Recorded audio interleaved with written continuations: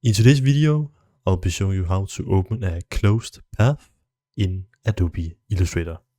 So as you can see, I have a path created right here.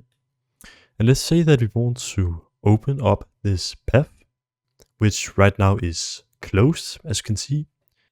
We can do that really easily.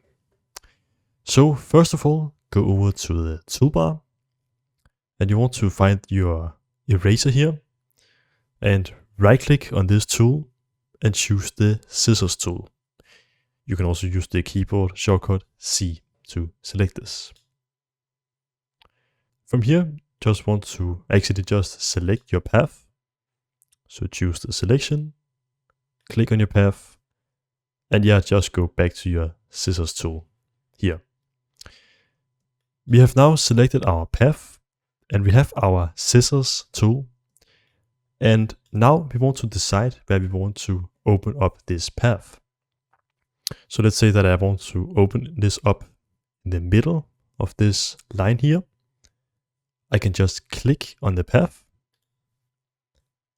We can see that the shape has now been expanded.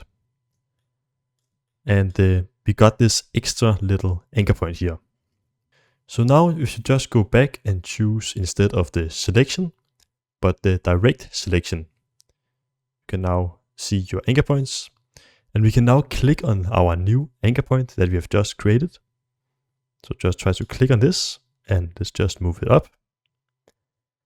And we can see that we are now opening up a closed path here. So we can now open this up.